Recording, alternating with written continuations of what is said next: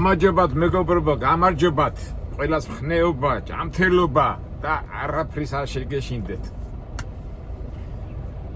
იმიტომ რომ ჩვენთან არის ღმერთი, ჩვენთან არის სიმართლე, ჩვენთან არის ყველაფერი კარგი. ამიტომ ყოველი დაბყოლება, ყოველი პრობლემა გადაიჭრება. თავარია ვიაზრონოთ ბრძნულად, ჭკვიანურად, რაციონალურად ემოციის გარეშე და სიმშვიდე და შენთან მოიპოვე სული შენი. აი ამას ფორმულას მივყვეთ. თვითონ უფალი გვეუბნება და მის გვერდზეც უფალი დგას. იმას ისი უნდა ეშინოდეს და რა პრობლემა არ უნდა გადაჭრას. არა. გავაგრძელოთ ახლა მეგობრებო ჩვენი ინვესტიციის ნომერი 3 ჩვენი ლექსიის. სამწუხაროდ მეგობრებო ჩვენ ძერ მაყურებლებს არ უყვართ ხოლმე ხმაურში ლაპარაკი, მაგრამ რა ვქნა ქართველი ვარ ბოლოს და ქართველები როგორ იყვნენ ხანაში იმაში მუშაობდა პრობლემას ჭრიდა თან ქვეყანაზეც ფიქრობდა და თუ საჭირო იყო ამ თოხს და ბარს და იმას მიატოვებდა და მეორე დღეს აბჯარს აიღებდა, ხმალს აიღებდა და საუმბრად მიდიოდა რა.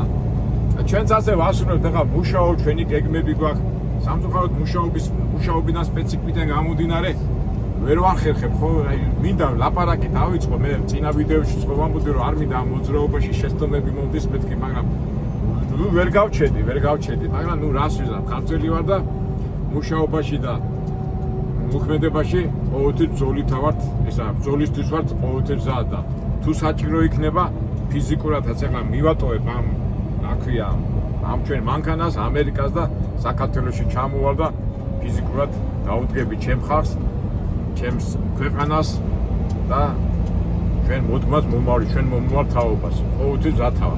მაგრამ სანამ აქამდე მივალ, იმედია აქამდე არ მოგვიწევს ფიზიკური ბრძოლა და ასეთი რაღაცები, მაგრამ ჩვენ როგორ ვამბობთ ინვესტიცია, ანუ არაბული ინვესტიციის წინააღმდეგ რა მოვიმოქმედო. ნუ პირველი ლექცია რა იყო, განვიხილეთ ინვესტიცია, რა არის ინვესტიცია, ცუდი, კარგი, ისი სახეობები და ასე შემდეგ. მეორე ვიდეოში გავანალიზეთ რა არის პლუსი, რა არის მინუსი, არაბებისთვის ყველანაირად პლუსია ამ ინვესტიციის ჩატარება იქიდან გამომდინარე, რომ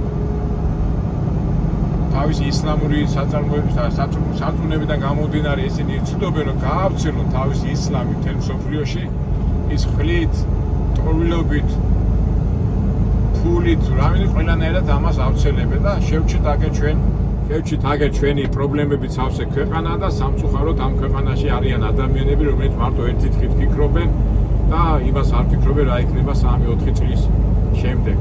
და ჩვენ როგორი დასკვნა გამოვიტანეთ, რომ ვერც ერთი პლუსი ვერ ნახეთ, ხო? ყველაფერი იყო მინუსი და ეს გამოსასწორებელია. ნუ აქედან დასკვნა უკვე ფაქტობრივად მესამე ნაწილი, რასაც ვამბობთ, ხო? პირველად გახსოვთ როგორ თქვით. ინფორმაცია მივიღეთ, მეორე გავანალიზეთ და დასკვნა უნდა მივიღოთ, მაგრამ დასკვნა ნებისმიერ ვარიანტში ისეთი დასკვნა უნდა მივიღოთ, რომ ეს სიტუაცია უნდა გამოვასწოროთ, გავაჩეროთ ეს ჩვენი ეს თვალდაბნელებული რა ვიცი, ჩინოვნიკები თუ რა მთავრობის წევრები, არ ვიცი, მე არავის შეურაცხყოფას არ ვაყენებ და ეხლაც ვიძახი, თუ დამისაბუთებენ, თუ დამილაგებენ და მეტყვიან რა არის აქ პლუსი, მე მოусმენ და არა მარტო მე ჩვენობით ვლაპარაკობ, ჩვენი არხიდან გამომდინარე, ჩვენი ფოლოვერებიდან გამომდინარე და ჩვენი მსმენელებიდან გამომდინარე და დავფიქრდებით, რა დებილები და გიჟები ხო არა ვარ, მაგრამ ნებისმიერში რა უნდა დაგიდოს, რა დასკვნა უნდა დაგიდოს, ფაქტია რომ ამ არაბულ ინვესტიციაში იგებს არაბები და იგება 10%, 60% ქართველების არისო და რა ვიცი, რომელი ქართველების, რომლებიც ჩვენ ხო განვიხილეთ, რომ ამ შენობების, ამ არაბული შენობების რა მოგება უნდა ნახო, რა ვიცი და ეთქვა იმ მოგებას ეძახიან, რომ თავი ჯიბეში უნდა ჩაიდონ და ამას ეძახიან მოგებას და 30% რაღაცებს ლაპარაკობენ. მე ჩემი სიტყვის ყოველი სიტყვის პასუხისმგებელი ვარ. მე თუ რაღაცას ვამბობ, დამისაბუთე, იმიტომ მე რაღაცას იმიტომ ვამბობ, რომ ვერ გებულობ, იმიტომ რომ ვიცი რომ ცუდი საქმე კეთდება და რატო უნდა თქვა რომ რაღაცა ფანტაზიებიდან გამომდინარე დამისაბუთე რომ კარგი საქმეა და ხმის ამოღები არა ვარ, მაგრამ რა ვიცი, მე ჯერჯერობით ვერაფერი კარგი ვერ ნახე და ის ადამიანის და ის პიროვნებაც არ გამოჩენილა, რომ დაესაბუთებინათ ეს თავისი არაბული ინვესტიცია დადებითად რომ ქართველებს გამოადგენს. ნუ მეგობრებო, შევთანხმდით, რომ ეს ამბავი გასაჩერებელია და არანაირი არაბული ინვესტიცია კი არაბის სტუმარი რაღაცა აზრიანი ადამიანი ყველას მივიღეთ, როგორც ტურისტად, როგორც ბოლოს ეხლა თუ ქართველი ხალი მოიყვანა ცურად რა პრობლემაა, მოვიდეს, მაგრამ ეს არ არის ინვესტიცია, ეს არის დაპყრობა თანამედროვე ფორმით, ani ფულით. მოვიდნენ, უკვე არაბები არ მოდიან ხლებიდან, მოდიან ღიმილით, მოდიან ფულის ქნევით და ამას ქვია დაპყრობა. რა ვიცი, თუ არ არის ეს დაპყრობა, მე ისე და ისე მეორდები, მოვიდეს ვინმე, გამომიწვიოს დისკუსიაში, გამომიწვიოს ტელევიზიაში, დავჯერდი გვალმაგიტას და დავდე ვისაუბრებ. მე ამას ვეძახი საქართველოს დაპყრობას. და მოვიდა ის დრო, როდესაც გადამწყვეტი მომენტია და მე ვფიქრობ, ამჟამად არის გადამწყვეტი მომენტი. ზოგიერთი იძახის, რომ აი ხო აშენდა რაღაცები ინვესტიცია, მაშინ რატო ხმას არ იღებდი? ნუ მაშინ კიდევ არ ვიცოდით, მაგრამ ეხლა აშკარად ამას ქვია დაპყრობა. გინდა ასე თქვი, გინდა ისე თქვი და თუ ქართველები ვარ და სუფრაზე ჭიქას უჯახუნებ და ყველგან რაღაცაში მაგრები ვარ, მოვიდა დრო და უნდა შევაჩეროთ ეს ამბავი. ნუ თავისთავად გადავწყვიტეთ, ხო? შევთანხმდით, რომ უნდა შევაჩეროთ ეს ამბავი.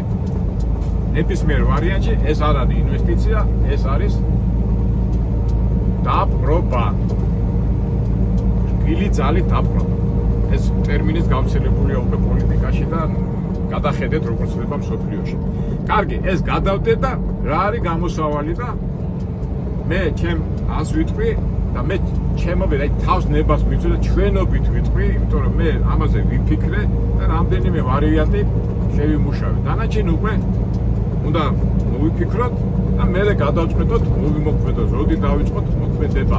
მაგრამ ნებისმიერ დროს რო მე ვარიანტებს ვიძახი რა მოქმედება, მაგრამ ნებისმიერ დროს რო უკვე ჩვენ ამით ვეთყვით თავრობას და ვაიცულებთ გააკეთონ ის, რასაც უნდა უმეტეს ადამიანებს.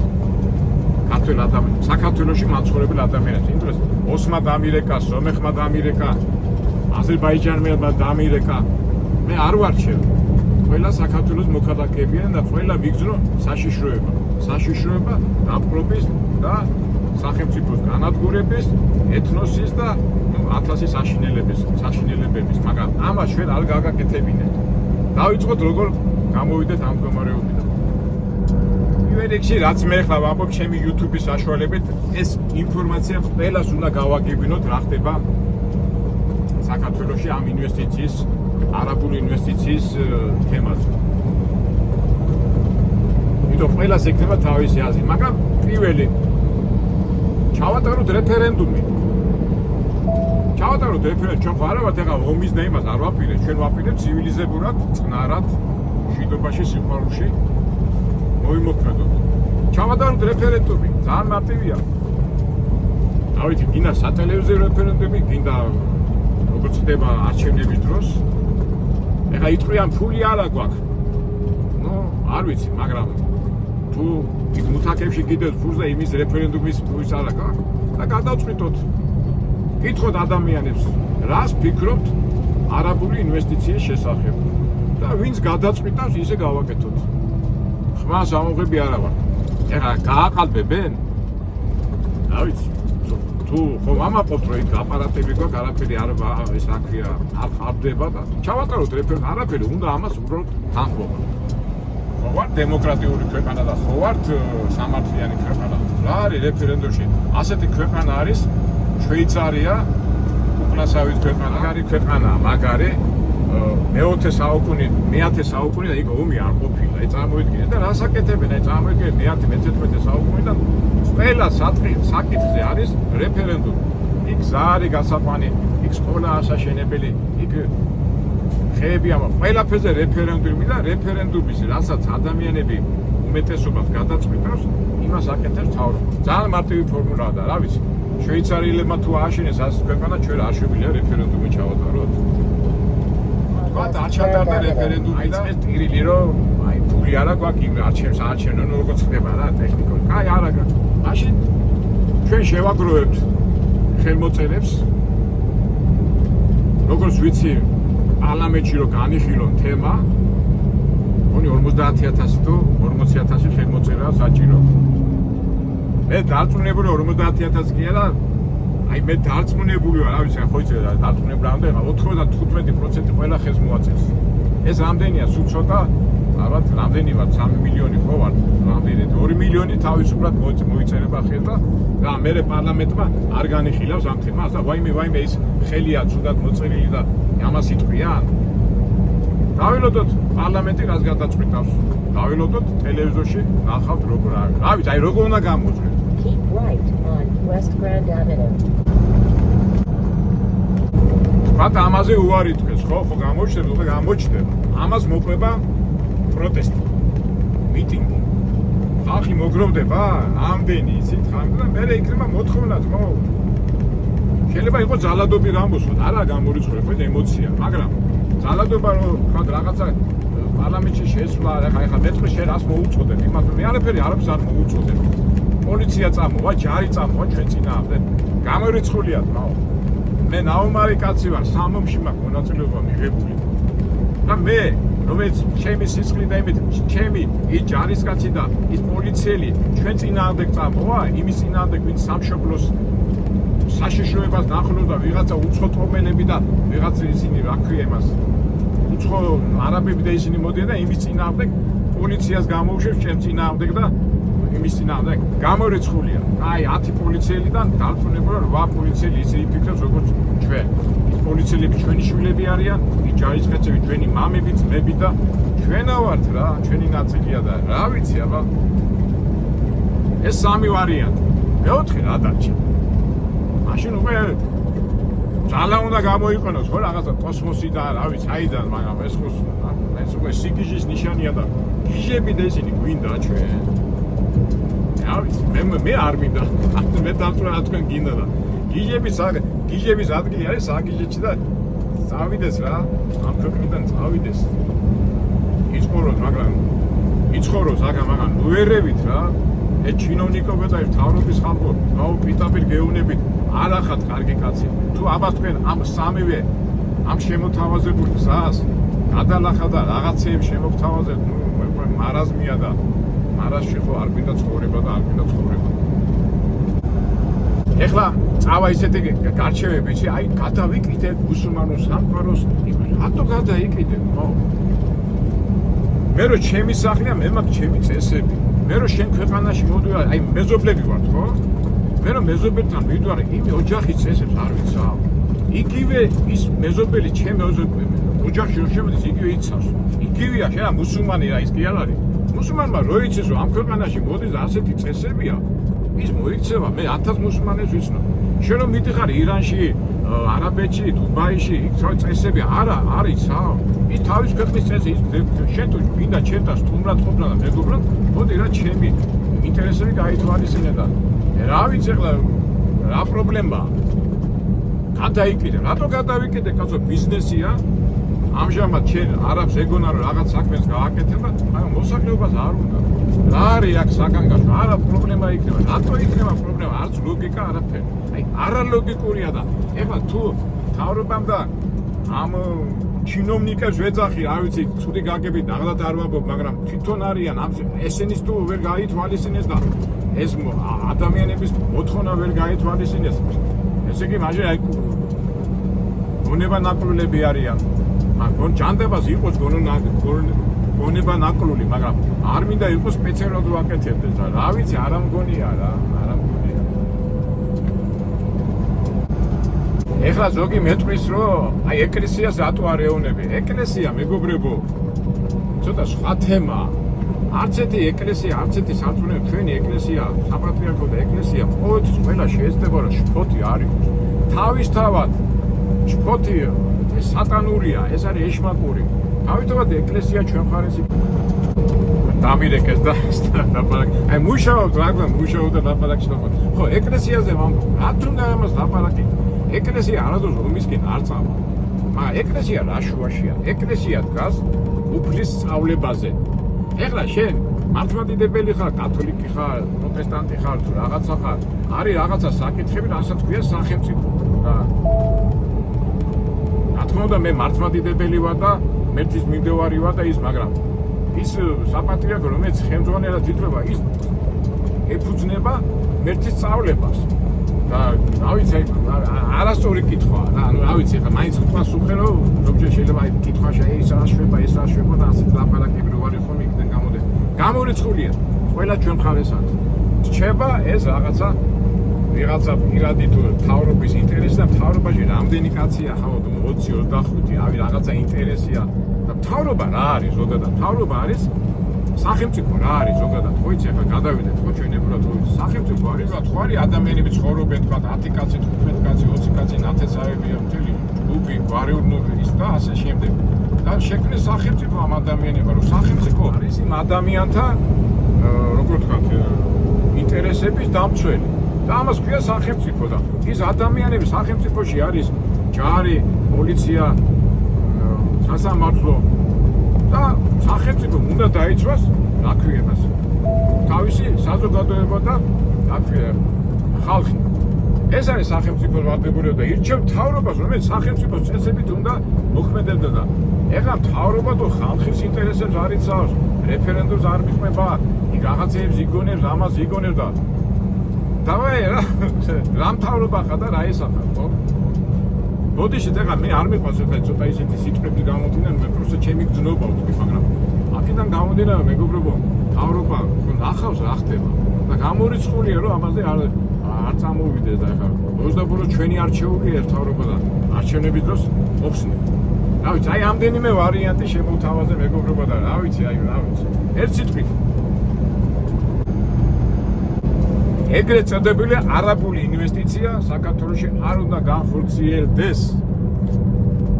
განხორციელდეს ნამდვილი ინვესტიცია და არა ასეთი ინვესტიცია. ინვესტიცია, რომელსაც ქართულ შეუძლია გააკეთოს სახლების აშენებას, აუდა ეხლა მე რო დავიდე, მეც ავაშენებ საქმე-საქმე რო მივიდე, ავიღებ და ინდივიდი ავაშენებ. მაინც არაბი უნდა მოვიდეს.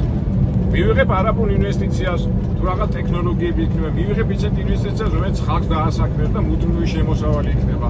მაგრამ მე ვერ ხედავ ამას. ამაზე ჩვენ ბევრჯერ ვილაპარაკეთ, არა მეგობრებო. ნუ ერთ სიტყვით მაინც არ მინდა რომ შეგაწუხოთ და ასე დაგღალოთ. გამოსავალი არის. პირველი ისე მეორდები და ერთხელ ვიტყვი და მე ნახოთ. მე დავამთავრებ ამ საუბარს. პირველი ჩატარდეს რეფერენდუმი. გვინდა თუ არა არაბული ინვესტიცია. რეფერენდუმს არ ჩაატარებთ, ხელმოწერები შეგროვდეს და განიხილოთ აქვე იმაზე პარლამენტში. მესამე ისე მაინც მოდი თხოვოთ ჩვენ სასულიერო საქმიანობას რომ თხოვონ მთავრობას რომ აზე მოვიდნენ. ეს მესამე და მეოთხეც მეოთხეა ყველა საშინელება, მიტინგები, გამოსვლები და რას მოყვება მაგას გვავიცი. და თუ ჯარის და იმის იმედი აქვს გამორიცხული. ნუ ფაქტობრივად 4 გზა გვაქვს როგორ გავაჩერებინოთ ამ ჩვენ მთავრობას და ისე და ისე სიყვარულით ვუდგებით მეგობრებო, მთავრობას კი ვიძახით, მაგრამ ამ მთავრობაში ისევ ჩვენი ხალხია და შევხედოთ ეკლესიურად, რელიგიურად შევხედოთ. ეთქობა ამ ადამიანებს მონება აქვს დაბნეული. ჩვენ კი ვიცით რატო აქვს დაბნეული, ფული, მოგება, რაღაცეები, მაგრამ მოდი რა, სიყვარულით მიუდგეთ მაგათაც და იმედით მიუდგეთ, რომ მოვლენ ისეთ აზე, რომ ასეთი რაღაცა არ უნდა გაკეთდეს და ჩვენ კიდევ დაველოდოთ და ეხლა ჩვენც ეხლა მე ამ ხალხი გამოვიყენე ეხლა 3 ვიდეო მიუძღვენი ამ თემას, ხო? 3 ვიდეო მიუძღვენი და რა ვიცი, ნახოთ რეაქცია დაველოდოთ ზოგადად სიტუაციებს. რა ვიცი, მე მგონი, აი ჩემი გული მიგზნობს ადრე წინა ვიდეოში ვამბობდი, რომ ყველაფერი კარგად იქნება. მაინც ქართველები არიან, ჩვენები არიან და აზზე მოვლენ და ყველაფერი კარგად იქნება და არ დაგჭირდება არც რეფერენდუმი, არც ხელმოწერები და არც მიტინგები და რა ქვია მას პროტესტური გამოშვები. და მე მგონი ყველაფერი კარგად იქნება, მაგრამ ჩვენ დაველოდოთ. და ჩვენ ამ დროს უკვე გადავიდეთ ჩვენ ამბავზე. მე ამას ეს რო არ მეთქვა, ეს 3 ვიდეო რო არ დამედო, ცუდად გავხდებოდი რა. და ავიც, მე წეგანაც ვამბობდი ხა კი იმის რომელთან კი არ ვიფაჩობდა რაღაცა ფიზიკურად დათავაზ ეკეთო ჯანზე ვარ გამოცდილება მაგრამ რაღაცა უნდა მაგრამ ეგ არის უბედურება რომ ვის წინააღმდეგ მიდიხარ ფიზიკური ძალით შენი თანამემამულე კი მთავრობაშია და twini გადატრიალებულია და თავი ჭკუაზე ვერ მიდის მაგრამ ძალა და ძალით და ძალადობით საქმე ხო არ კეთდება მეგობრებო აი რამდენჯერ სულ მაგას ვიძახი რა ძალით აი ჩემ შვილებსაც სულ მაგას ვიძახი და თქვენც გეტყვით მეგობრებო ძალით საქმე არ კეთდება ჩვენ გვაქვს გონება ჩვენ გვაქვს თავი ჩვენ გვაქვს მასწავლებელი რომელიც გზას გვასწავლის როგორ უნდა მოიქცეს და რა ვიცი რატომ ვერ უნდა გადავლახოთ ეს პრობლემა რა ვიცი twins აღარ შეგიჭამთ მეგობრებო აი ესეთი რაღაცა გადავიღეთ ეს ჩემი 3 ვიდეო და ჩვენ ჩვეულებრივად ისევ გავაგრძელეთ ჩვენ ამბებს და ნუ პერიოდულად თუ რაღაცა დაძაბული სიტუაცია იქნება მეც არ მინდა რომ ჩვენი არხი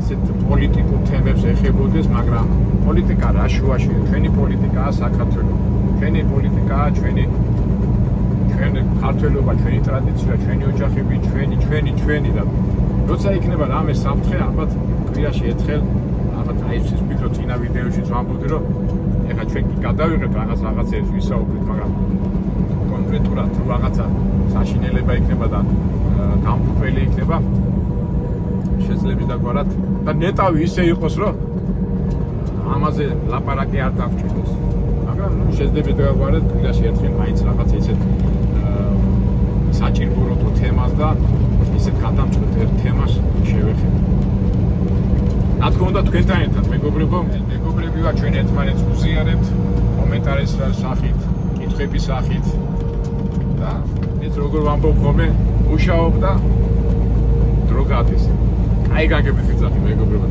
არც ერთი დრო არ დამინარება რაც ჩვენ სამშობლოს და ჩვენ საზოგადოებას და ჩვენ ხალხის გადაჩენაზე იქნება და რაც არის ეგ არის რა თავარია იყო შვიდები ჭვიანები და ნორმალურები აი სამბოლო დროს ეს სიტყვა როგორ აი არანორმალურობის ნიშნებია რა აი ეს სხვათება კარგი დაბა მეგობრებო დაგემშვიდობებით ყველას გისურვებთ ბედნიერებას სიხარულს სიჭვიანეს ვიცილი დავანახეთ და დიდი სიჩქარე ვიდეოები და ნუ ჩვენ გადავედით ესე ძველ ამბებზე და შევხვდებით მომავალ იმედია საინტერესო ვიდეოებში ბედნიერება სიხარული და სიმშვიდე